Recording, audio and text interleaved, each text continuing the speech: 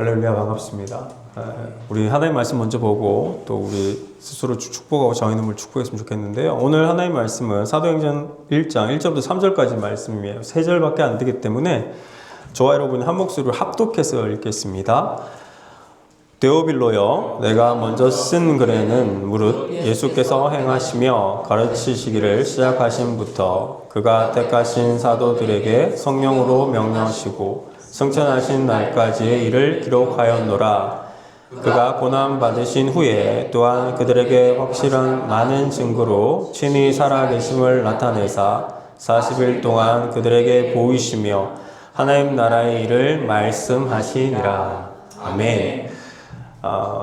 우리는 지난 달까지 사사기 말씀을 함께 나눴습니다. 오늘부터는 이제 사도행전 말씀을 함께 보게 됩니다.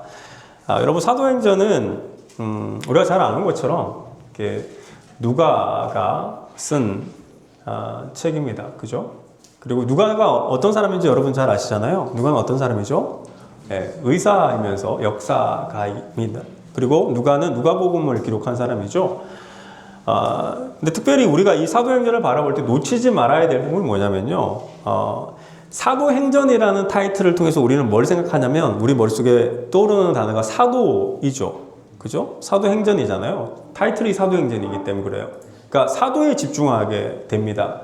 하지만 우리는 이 사도행전을 통해서 뭘 놓치지 말아야 되냐면 이 사도들의 행전이라고 불리는 이 사도행전이 실제 그 내용의 깊이를 들여다보면요, 사도들이 주인공이라기보다는 그 사도들을 이끌어가는, 세우시는 성령님이 주인공이라는 것을 알게 됩니다. 그래서 혹자는 성령의 행전이라고 얘기합니다. 그래서 왜 그러냐면 성령 하나님께서 주도하는 이야기이기 때문에 그래요. 사도가 주도하는 이야기가 아니고 사도를 세우고 보내고 이끌고 인도하는 성령의 역사함이 있기 때문에 성령의 행전이 더 맞는 것이죠. 그래서 우리가 볼 때 더 성령에 집중할 겁니다. 그래서 사도행전을 보면서 사도에 집중하기보다는 성령과 하나님의 역사와 이 성령의 이끄심이 어떻게 이루어지는지를 더 집중해서 살펴볼 겁니다. 그래서 오늘 본문도 마찬가지예요. 오늘 본문을 한번 보려고 하는데요. 같이 한번 1절과 2절 말씀 먼저 한번 볼까요? 1절과 2절 말씀 보겠습니다. 시작. 데오빌로여, 내가 먼저 쓴 글에는 무릇 예수께서 행하시며 가르치시기를 시작하신부터 그가 택하신 사도들에게 성령으로 명하시고 승천하신 날까지 이를 기록하였노라. 자, 누가는 이렇게 첫 문장을 시작합니다. 데오빌로여, 내가 먼저 쓴 글에서는 이렇게 시작하죠. 데오빌로라는 말은 데오스라는 단어와 필로스의 단어가 합쳐진 데오빌로스라는 단어입니다. 데오빌로스. 데오필로스라는 말은 뭐냐면 데오스라는 말은 신, 하나님이라는 뜻이고요. 필로스라는 말은 친구 혹은 사랑하는 자라는 뜻을 가지고 있어요. 그래서 데오필로스라는 말은 하나님의 친구, 하나님이 사랑하는 자 이런 의미를 담고 있는. 근데 누가복음에 보면 데오빌로 가카라고 표기가 되어 있어요. 그게 이제 누가복음 1장 3절에 보면 나오는데 그 수신자가 데오빌로라는 사람인 거죠. 그래서 혹자는 이 데오빌로가 어떤 사람이냐, 혹은 데오빌로는 어떤 특정인을 말하는 게 아니라 하나님을 사랑하는 사람, 하나님이 사랑하는 친구는 다 데오빌로가 된다라고 얘기합니다. 근데 몰라요. 어떤 특정인을 말하는 건지 아니면 하나님을 사랑하는 자를 말하는 건지는. 하나님 사랑하는 자는 다 모든 사람에게 다 열려 있잖아요. 그래서 특정인인지 아니면 다수에게 하나님의 사랑하는 자로 열려있는 수신자인지는 모르지만 학자들은 이제 대부분 특정인으로 봅니다. 왜? 가카라는 단어를 썼는데 그 가카라는 단어가 존경하는 의미가 있거든요. 존경하는 데오빌로요.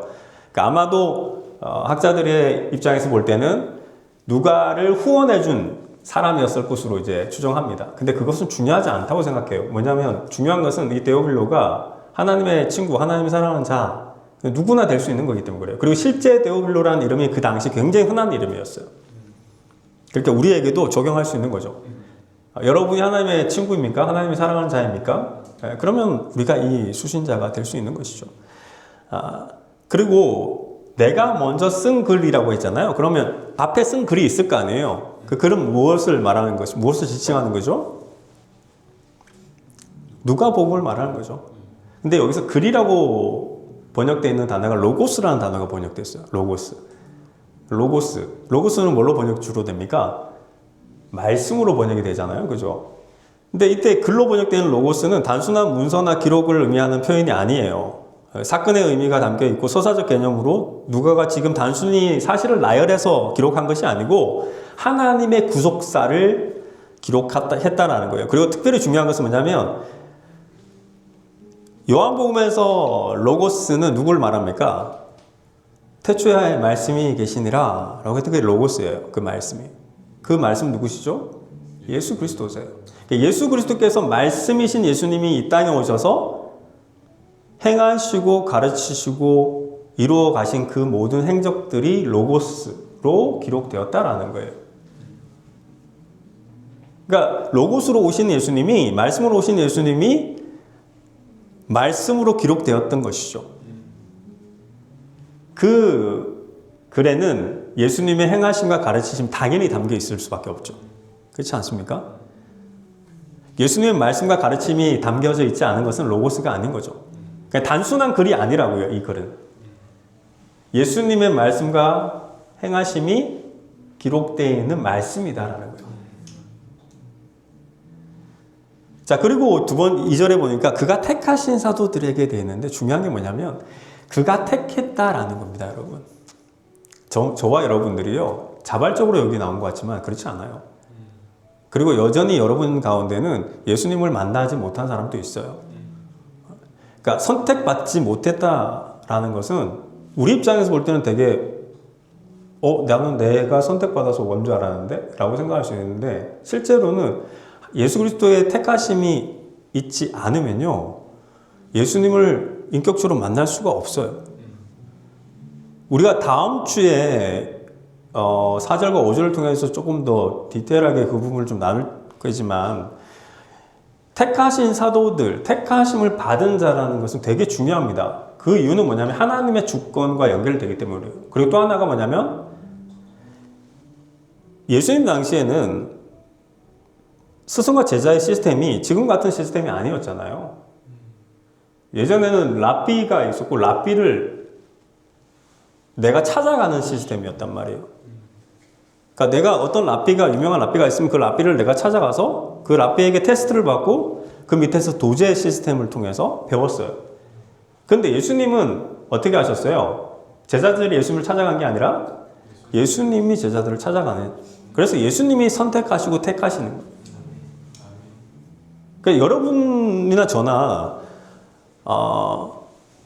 예수님의 택하심이 없이는 예수님을 믿을 수도 없고 예수님을 따를 수도 없고 예수님의 제자가 될 수가 없다는 사실을 기억하십시오. 교회를 나온다고 해서 예수님을 믿는 게 아니다라는 것이에요. 교회를 나온다고 해서 예수님을 믿는 것이 아니에요.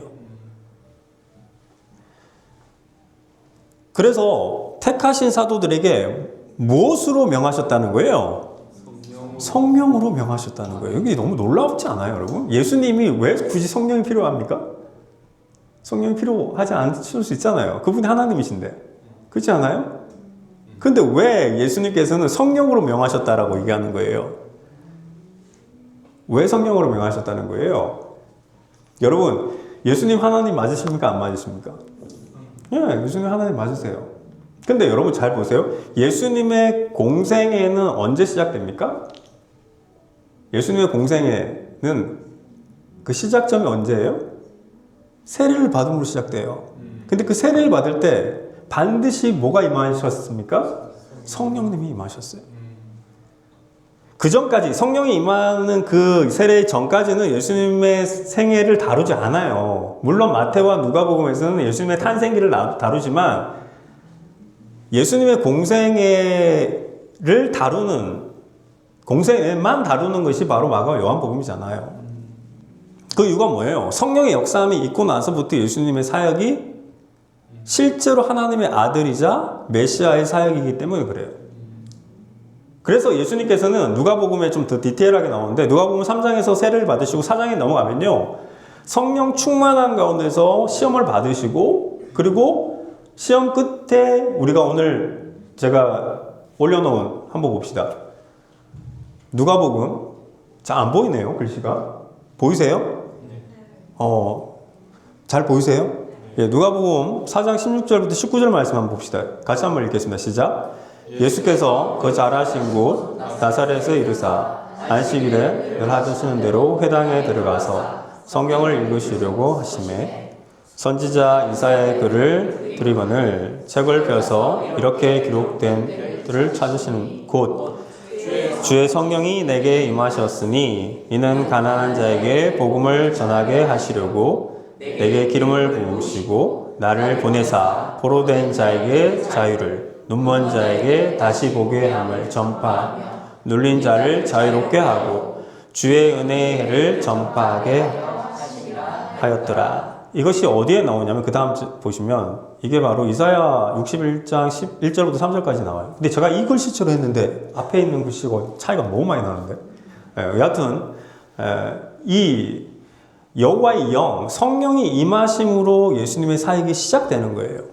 그리고 예수님은요 하나님과 성령님과 이 예수님 삼위가 하나 되어서 사역들을 행하세요. 그 첫 시작이 바로 성령의 역사함과 더불어서 하나님의 음성이 들렸잖아요. 이는 내가 사랑하는 아들이요 기뻐하는 자다. 그러니까 우리 예수님은 혼자 독단적으로 뭔가를 하지 않으셨다라는 거예요. 반드시 성령을 통해서 일을 하셨고 성령의 역사함을 가지고 제자들에게 명하셨다라는 게 중요한 포인트고요. 다시 한번 보여주세요. 그 본문을 2절 말씀. 아니요. 그 앞에. 네. 2절 보면 성령으로 명하셨다라는 거예요. 여기서 성령으로 명했다라고 의로라고 되어 있는 건 원래 디아라는 전치사로 대응되어 있거든요. 디아라는 말은 뭐냐면 통해서라는 뜻이에요. 성령을 통해서 하셨어요. 성령을 통해서. 성령을 통해서, 성령님을 통해서 명하셨다라는 거예요. 자, 이 얘기는 무슨 얘기냐면 사도행전을 열어갈 때 성령의 중요성을 이 앞에 두고 있는 거예요, 여러분. 예수님의 사역조차도 누굴 통해서 사역하셨다는 거예요? 성령을 통해서 사역했다라는 거예요. 그렇기 때문에 앞으로 있을 이 사도행전도 마찬가지로 그 사도들이 하는 것이 아니라 성령을 통해서 사도들이 하는 것이다라는 것을 의미하는 거예요. 마치 사도행전의 그 첫 시작을 성령으로 성령이라는 렌즈로 보게끔 하게 하는 거예요. 성령을 통해서 이것을 보라는 거예요. 이 책을 볼 때도 성령을 통해서 읽으라는 거예요. 그렇지 않으면 여러분 사람에게 집중하는 거예요. 사도행전에 나오는 베드로에게 집중하는 거예요. 사도행전에 나오는 바울에게 집중하는 거예요. 그게 아니라 성령을 통해서 베드로를 바라봐야 되고 성령을 통해서 바울을 바라보라는 거예요. 그리고 명하시고 어떻게 하셨어요? 승천하신 날까지 이를 기록하였다. 우리 예수님께서 승천하신 것까지 누가복음에 나옵니다. 근데 재밌게도 이 사도행전에서 또 예수님이 승천하시는 내용들이 담겨져 있어요. 우리가 다음 주에 가면 그걸 보게 되겠지만 여하튼 승천하는 날까지 누가복음에 기록되어 있습니다. 그리고 그 기록된 것을 이어서 이제 2부가 되는 거죠. 첫 번째 책에서 누가복음을 기록했고 이제 두 번째 책인 이 사도행전을 통해서 이어서 성령의 역사함, 예수 그리스도께서 십자가에 달리시고 부활하시고 승천하신 것까지, 그리고 그 이후에 성령의 오심과 성령의 역사함을 통해서 사도들의 사역들이 어떻게 펼쳐지고 교회가 어떻게 만들어지는지를 보는 것이에요. 사도행전은 너무나 중요한 성경입니다. 모든 게 다 중요하지만 이 사도행전은 교회가 시작되는 것을 보여주는 책이기 때문에 그래요. 그리고 많은 교회들이 자신의 교회의 비전을 Acts 29이라고 많이 이제 호칭을 붙입니다. 특히 오늘 교회에서 처음 시작했는데 Acts라는 말이 사도행전이라는 말이잖아요, 영어로. 29이라는 것은 29장이라는 뜻인데 사도행전은 몇 장까지 있어요? 28장까지 있다고요. 그러니까 29장을 써가는 교회가 되자 이렇게 얘기하는 거예요. 근데 그 말이 맞는 거예요. 지금도 성령님께서 역사하시고 있고 성령님을 통해서 저와 여러분이 계속해서 사도행전을 써가기를 원하시는 거예요. 그렇게 기록되었다라는 겁니다. 그리고 나서 3절 말씀 한번 볼까요? 시작. 그가 고난 받으신 후에 또한 그들에게 확실한 많은 증거로 친히 살아계심을 나타내사 40일 동안 그들에게 보이시며 하나님의 나라의 일을 말씀하시니라. 자, 여기서 사실 원래는 이 성경이 사도행전 1장 1절부터 5절까지가 원문에서는 한 문장이에요, 여러분. 지금 여기는 보면 그 한글로 번역된 걸 보면 최소 4문장에서 5문장으로 되어 있거든요. 1절부터 5절까지 보면. 다음 주에 제가 4절과 5절 말씀을 나눌 때 한 번 더 설명하겠지만, 그래서 원래는 제가 처음 이 본문을 1절부터 5절까지 잡았었어요. 왜냐하면 한 문장이에요. 하나의 문장으로 되어 있다고요. 근데 지금 우리가 한글 번역이나 영어 번역을 보면 최소한 3문장에서 많게는 뭐 4, 5문장으로도 만들 수 있었거든요. 그러니까 이게 안에 내용이 굉장히 많은 거예요. 한 문장이지만.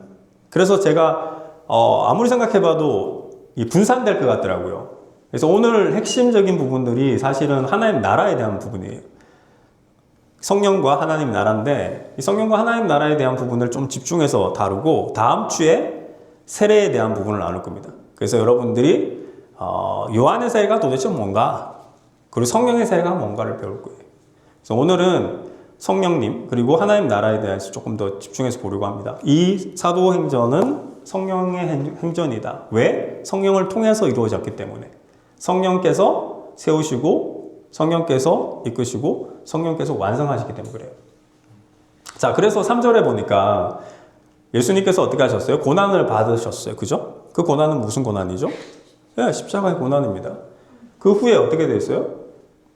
그들에게 확실한 많은 증거로 친히 살아계심을 나타냈다는 거예요. 예수님의 부활은 기독교 신앙에서 가장 중요한 포인트입니다. 예수님이 십자가에서 죽은 걸로 끝나면 안 돼요, 여러분. 예수님의 대속의 사건은 십자가가 맞아요. 근데 그것을 확정하는 것. 예수님의 죽으심으로 인해서 다시 살아난다는 그 증명되는 사건이 바로 부활이기 때문에 그래요. 그래서 확실히 많은 증거들로 보여주셨어요. 그게 고린도전서 15장에 엄청나게 많이 나오잖아요. 예수님께서 부활하시고 나서 제자들에게도 여인들에게 보이고 제자들에게 보이고 500명에게도 보이고 그러고 나서 사도 바울에게도 보였다라고 기록한 거 있지 않습니까? 많은 증거들이 있는 거예요. 실제로 예수 그리스도의 그 부활 때문에 지금까지 기독교가 여기까지 올 수 있었어요. 그 많은 초대교회 때 많은 순교자들이 나올 수 있었던 건 예수 그리스도의 부활 때문이에요. 만약 부활이 실제로 일어난 사건이 아니라면 그렇게 많은 사람들 순교할 수가 없어요. 그 사건은 실제 사건이고 실제로 일어난 일이고 그리고 이제 우리가 십자가와 부활의 사건을 경험해야 되는 거예요. 자, 그런데 이제 그게 하나님 나라와 연결이 되는데 그러고 나서 예수님께서 부활하시고 나서 40일 동안 그들에게 보이시며 뭘 가르치시고 말씀하셨다는 얘기예요? 하나님의 일을 말씀하셨다는 거예요. 예수님께서 부활하시고 나서 40일 동안 하나님의 나라에 관해서 원문에서는 페리라고 단어가 사용되는데 페리란 말이 about이란 말이에요. 하나님 나라에 관해서 가르치시고 말씀하셨다는 거예요. 40일 동안. 자, 여러분 사람이 죽을 때 유언을 남기잖아요. 그 유언을 남길 때 가장 중요한 걸 남기죠.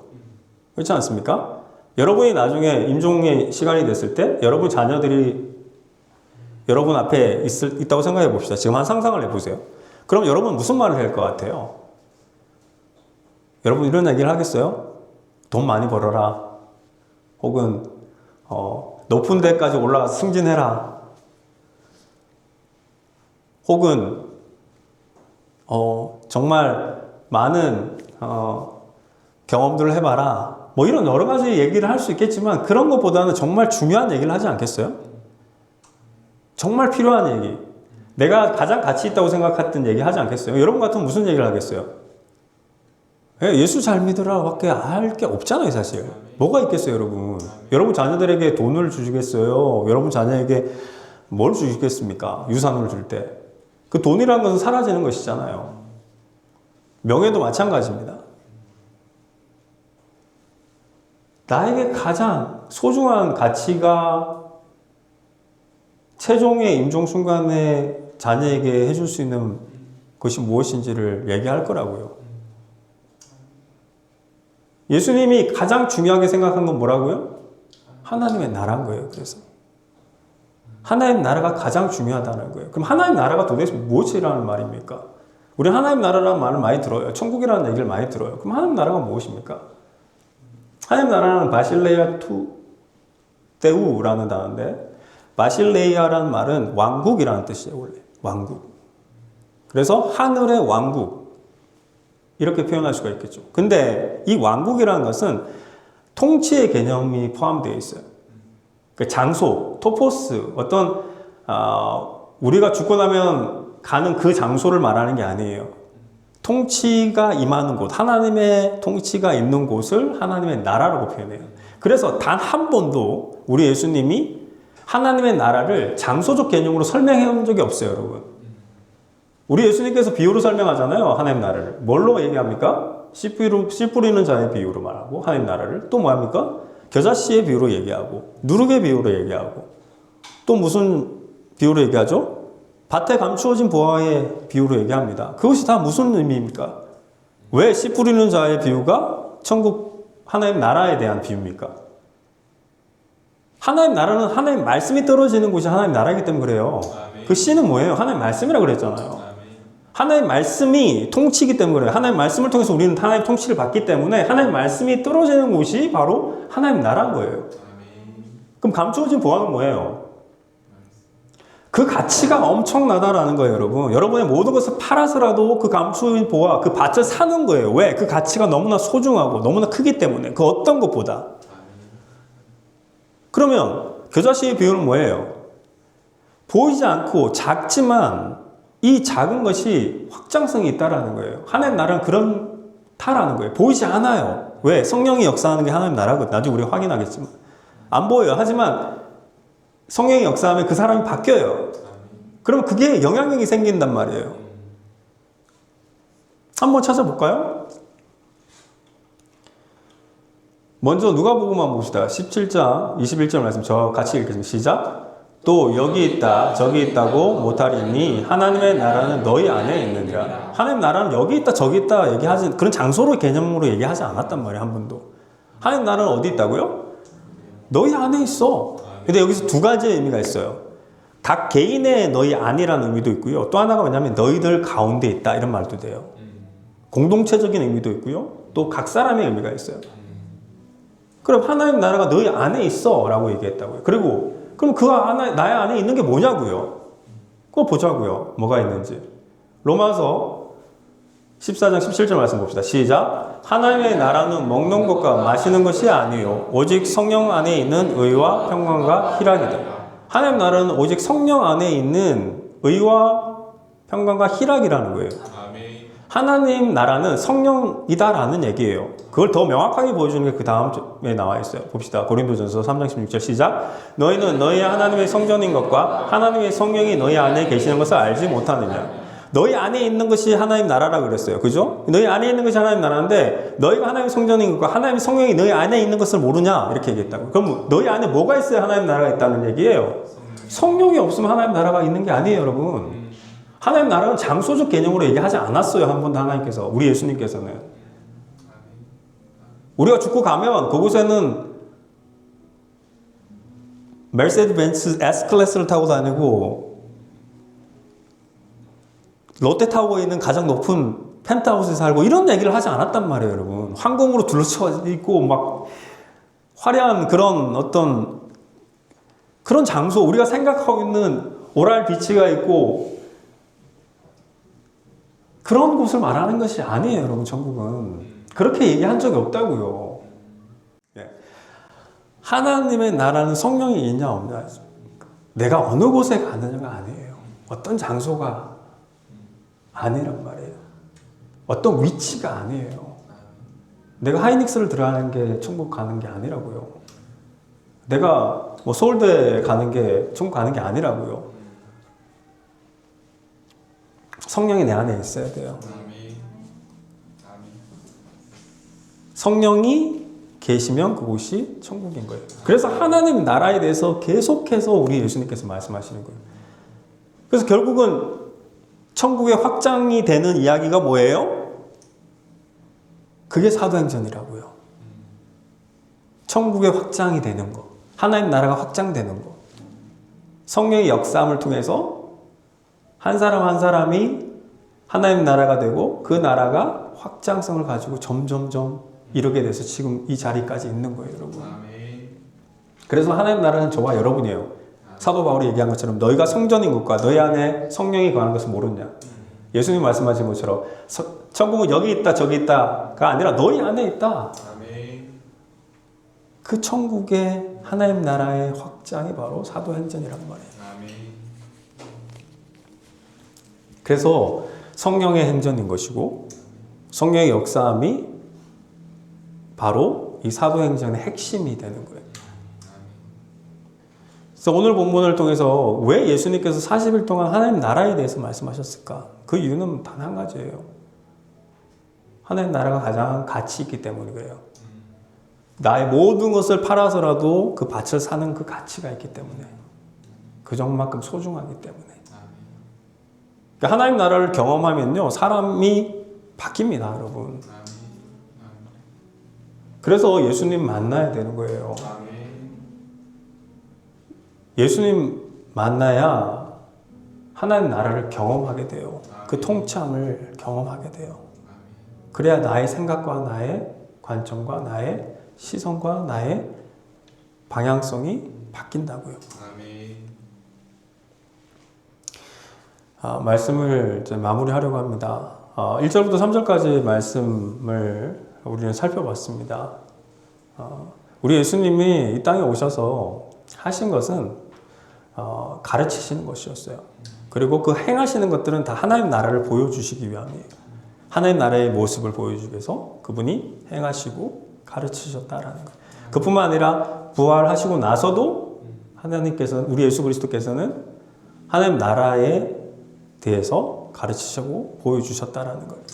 근데 그 나라가 우리 눈앞에 펼쳐지는 것을 뭘로 보여주셨냐면 바로 사도행전의 모습으로 보여주시는 거예요. 어떻게 하나님 나라가 확장되어 가는가, 어떻게 겨자씨가 나무가 되어서 많은 새들이 깃들 수 있는 그런 공간으로 만들어 주는가, 어떻게 누룩이 안 보이는 그 누룩이 빵을 부풀게 만들어 주는가, 어떻게 하나님의 말씀인 그 통치가 떨어졌을 때 열매가 30배, 60배, 100배가 만들어지는가. 저에 대한 예를 하나 드리고 오늘 말씀 마무리할 겁니다. 저는 예수님을 믿지 않는 사람이라는 거 여러분들 많이 얘기해서 아실 겁니다. 근데 저는 예수님을 믿지 않는 사람이었고, 그리고 저는 예수님을 믿는 사람들을 싫어했던 사람입니다. 근데 제가 예수님을 믿고 나서 제가 군대에 있을 때 예수님 만났는데, 예수님 믿고 나서 제가 가지고 있던 가치관이 바뀌어 버렸어요. 그래서 가장 행복하고 기쁘고 즐겁고 가장 가고 싶은 곳이 교회였어요. 교회 가서 찬양을 하고 교회에서 말씀을 듣고 하는 게 너무 행복하고 좋았어요. 그러니까 사람들은 저를 이상하게 봤어요. 왜냐하면 저는 병장 때 예수님을 만났거든요. 병장이 되면 예수님을 교회 다니는 친구도 병장 때는 교회를 안 나와요. 1, 2병 때는 힘들고 어려우니까 교회를 나가요. 하지만 병장 되면 편하니까 그냥 내무실에서 그냥 있지 교회 잘 안 나갑니다. 교회 다니는 사람들도. 근데 저는 완전 반대의 모습인 거죠. 그리고 저는 우리 장로님도 아시다시피 우리 운전병들은 내무실에서 그때만 해도 구타가 있었어요. 그래서 많이 저도 맞기도 하고 저도 때리기도 하고 그랬습니다. 근데 그런 상황 속에서 제가 예수님을 만나고 나서부터 그걸 할 수가 없는 거예요. 그래서 제 후임이 아프면 예전에는 신경 났었어요. 근데 제가 제 후임이 아프니까 저는 연대장 운전병이었으니까 제가 밖에 나가서 밖에 있는 약국에서 약을 사다가 그 아이에게 주고, 그리고 그 아이가 병이 낫고 회복되니까 이 아이가 제가 교회 다니는 걸 알고 저를 따라오는 거예요. 저는 교회 나오라고 얘기한 적이 없어요. 그 애한테. 그 친구한테 교회 나가자 이런 얘기 한 적이 없어요. 근데 여러분, 이게 바로 하나님 나라의 확장성이에요. 내가 바뀌고 내 삶이 바뀌고 내 생각이 바뀌고 내 가치관이 바뀌고 나의 모습이 바뀌니까 처음에는 욕을 했죠. 제가 해군이었는데 호수병 죽는 거 아니야? 왜 사람이 갑자기 잘못 이상한 행동하면 옛사람들 어른들이 그런 얘기 하잖아요. 저 죽으려고 저러나. 그래서 제가 군대에 있을 때 그런 얘기를 들었다고요. 저 호수병 죽으려고 저러나 보다. 저 왜 안 하는 행동과 말을 하지? 근데 사람이 안 하는 행동과 말을 하게 돼 있어요. 예수님 만나면. 그게 정상이에요. 예수님을 만났는데 어떻게 과거와 똑같은 생각을 하고 똑같은 관점을 하고 똑같은 행동을 할 수가 있어요.